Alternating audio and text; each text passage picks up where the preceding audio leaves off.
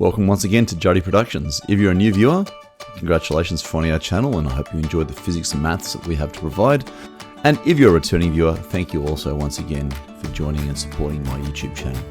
So in today's video, we'll be examining a motion graph, specifically a velocity time graph, and it's what we're considering a challenging problem at the Year 10 level of study. So let's have a look at the scenario. During the filming of a new movie, a stuntman has to chase a moving bus and jump into it. The stuntman is required to stand still until the bus passes him and then start chasing it. The velocity time graph shown right describes the motion of the stuntman and the bus from the instant that the bus door passes the stationary stuntman. So on the right hand side you see we have a velocity time graph. The blue line represents the bus and I suppose it's like an orange or a peach line represents the stuntman. So both the stuntman and the bus have a different motion over the 12-second displayed in this graph. So our task in this particular video is to determine what instance, that is time, did the stuntman catch up with the bus door. At this point in the video, it is worth mentioning there's multiple ways of solving this problem. There is a pure mathematical way, whereby you can use a range of equations to solve this with simultaneous equations.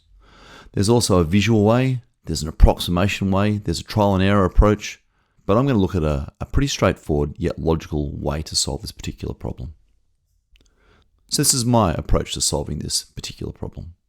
So step number one is to determine the distance traveled by both the stuntman and the bus 4 seconds after the bus passes the stuntman. So if you look at the graph in front of you, you see that after the 4-second mark, both the stuntman and the bus are traveling at constant speeds. The stuntman will be traveling at 10 meters per second, whilst the bus will be traveling at a constant value of 8 meters per second. So it's important to determine what's happened in the first 4 seconds before both the stuntman and the bus are traveling at constant speeds, enabling us to do easier calculations.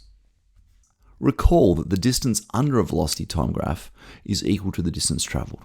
So let's first of all look at the distance traveled by the stuntman at the 4-second mark. So the distance is equal to the area under the graph, and the area of this peach-colored stuntman graph is that of a triangle. So there we have our triangle. Of course, we know the area of the triangle is equal to half times the base times the height. And in our diagram here, we can see the base has 4 units and the height has 10 units. So placing those values into our equation, a half times 4 times 10 gives us a distance traveled of 20 meters. So at the 4-second mark, the stuntman has traveled a distance of 20 meters. Let's now repeat this process for the bus. So the distance traveled by the bus is also equal to the area under the graph. And we can see that equals the area of a rectangle, where the bus is traveling at 8 meters per second for the first 4 seconds. And we know the area of a rectangle is simply base times height, where the base is 4 and the height is 8. That provides a distance of 4 times 8, which is 32 meters. So to summarize, at the 4-second mark, the stuntman has traveled 20 meters and the bus has traveled 32 meters. So here we have it on a distance axis. So the stuntman is yet to catch up to the front door of the bus. In fact, if we subtract those two, the stuntman is still 12 meters behind the bus door.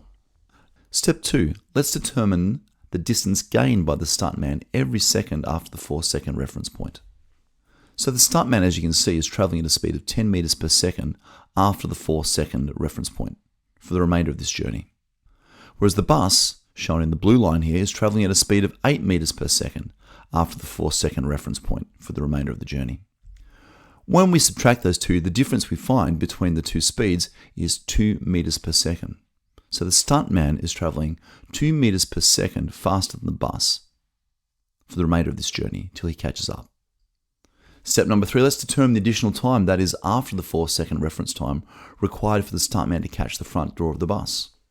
We know the stuntman needs to gain an additional 12 meters after the 4-second mark, and we know that the stuntman gains 2 meters every second after that 4-second mark. So how much additional time beyond the 4-second mark would the stuntman need to catch up to the bus? The additional time is simply the 12 meters divided by the 2 meters every second gained. So the stuntman will need an additional 6 seconds to catch up to the bus. Step 4, let's answer the question. At what instance, that is time, did the stuntman catch up with the bus door? So the total catch-up time is the 4 seconds plus the additional 6 seconds that we calculated. It gives us a total of 10 seconds.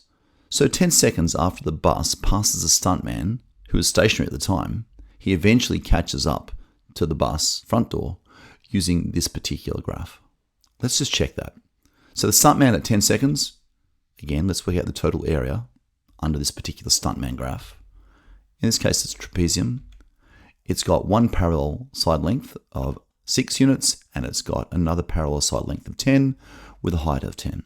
So we place that in the equation. The area of a trapezium is a half of a plus b, the two parallel side lengths, multiplied by the height.